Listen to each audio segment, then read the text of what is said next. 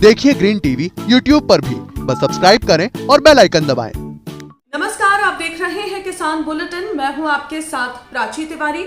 आइए नजर डालते हैं खेती किसानी और ग्रामीण भारत से जुड़ी आज की जरूरी हेडलाइंस पर।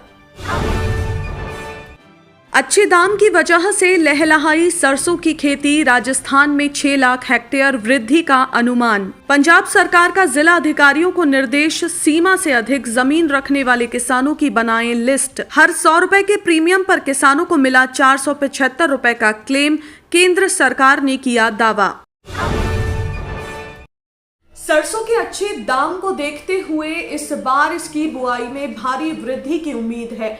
देश के सबसे बड़े सरसों उत्पादक प्रदेश राजस्थान में इस साल इसके रकबे में जबरदस्त उछाल आया है। यहाँ रबी सीजन में बुआई के कुल क्षेत्र का करीब 33% हिस्सा सरसों का ही होने का अनुमान है। राज्य में रबी सीजन के दौरान आमतौर पर 95 लाख हेक्टेयर क्षेत्रफल में बुआई होती है, जबकि इस साल सितंबर महीने में अच्छी बारिश की वजह से इसे 1 करोड़ हेक्टेयर तक पहुंचने का अनुमान है। कृषि विभाग के अधिकारियों के मुताबिक राज्य में सरसों का क्षेत्र औसतन 27 लाख हेक्टेयर रहता था, जो इस साल बढ़कर 33 लाख हेक्टेयर तक पहुंचने का अनुमान है। आपको बता दें कि देश के कुल सरसों उत्पादन का 40% अकेले राजस्थान पैदा करता है।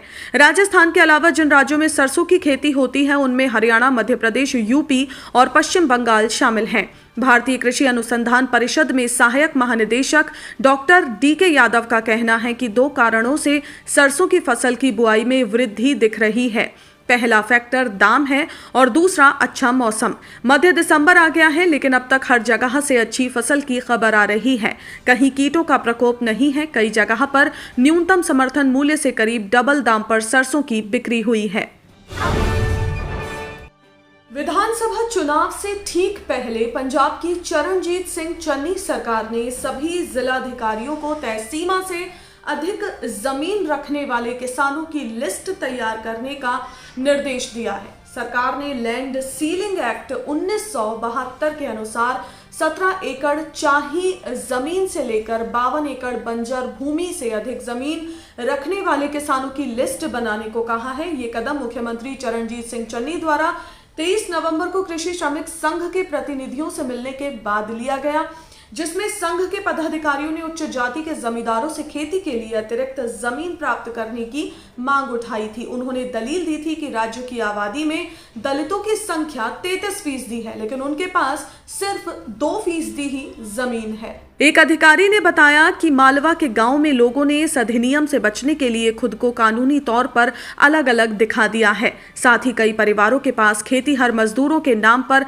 स्वामित्व दिखाने वाली बेनामी जमीन है। अब जाट, सिखों और दलितों के बीच पहले से ही गर्म माहौल में इन आदेशों का राजनीतिक असर होना तो तय है। बेमौसम बारिश, आंधी, तूफान, अतिवृष्टि और सूखे जैसी प्राकृतिक आपदाओं से होने वाले फसलों के नुकसान पर किसानों का रिस्क फैक्टर कम करने के लिए शुरू प्रधानमंत्री फसल बीमा योजना की शुरुआत की गई, लेकिन देखने में ये आ रहा है कि इस स्कीम में शामिल निजी कंपनियां मनमानी कर रही हैं, जिसकी वजह से काफी किसानों का इससे मोह भंग हो रहा है। हालांकि केंद्रीय कृषि मंत्री नरेंद्र सिंह तोमर का दावा है कि किसानों द्वारा फसल बीमा योजना के प्रीमियम के रूप में भुगतान किए गए हर 100 रुपए पर उन्हें दावे के रूप में 475 रुपए मिले हैं। तोमर का कहना है कि इस योजना में किसानों को बहुत कम प्रीमियम यानी अंशदान देना पड़ता है। अब तक किसानों ने अपने प्रीमियम शेयर के रूप में 21,450 करोड़ रुपए का भुगतान किया है। इसके बदले में उन्हें 10,01,875 करोड़ रुपए से अधिक के दावों का भुगतान किया गया है।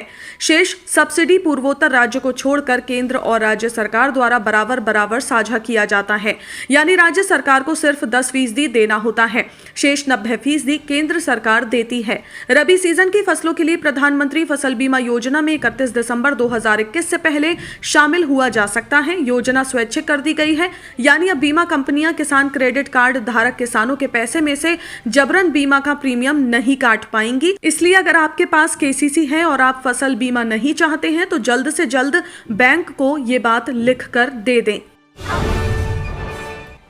तो ये थी वो खबरें जिन्हें हमने आपको बताया विस्तार से। इसके अलावा खबरें और भी हैं, तो आइए नजर डालते हैं बाकी की खबरों पर भी।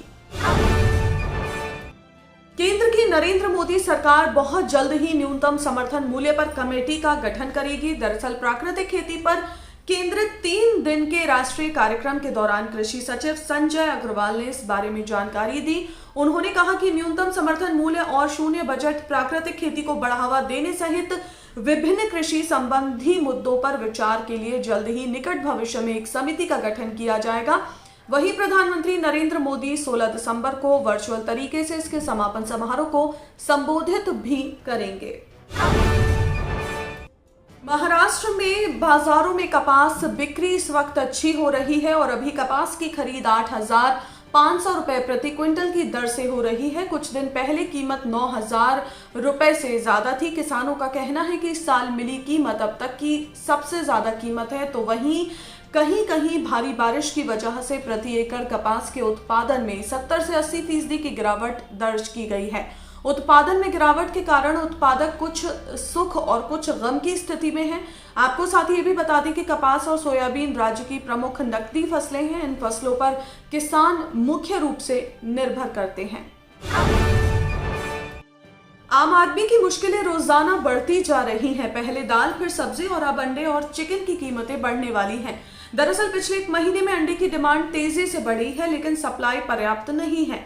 वहीं मुर्गियों को खिलाने वाले दाने की कीमत भी कम नहीं हुई है, इसलिए कारोबारी अगले कुछ दिनों में इसके दाम बढ़ा सकते हैं। मौजूदा समय में रिटेल में बिकने वाले एक अंडे की कीमत 7 रुपए है, जो बढ़कर 70 रुपए तक पहुंच सकती है। Uttar Pradesh poultry farms association के अध्यक्ष नवाब अली अकबर ने बताया कि आमतौर पर सर्दियों में अंडे और चिकन की डिमांड बढ़ती है, लेकिन इस साल सप्लाई कम है और डिमांड में तेजी बनी हुई है। इसके अलावा किसानों की लागत में कमी नहीं आ रही है। ऐसे में उनके पास दाम बढ़ाने के अलावा कोई और चारा नहीं है। ऐसे में दिसंबर अंत तक या नए साल की शुरुआत में अंडे के दाम 2 रुपए तक बढ़ सकते हैं।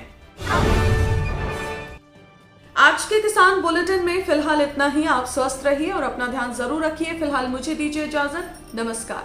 देखिए ग्रीन टीवी यूट्यूब पर भी, बस सब्सक्राइब करें और बेल आइकन दबाएं।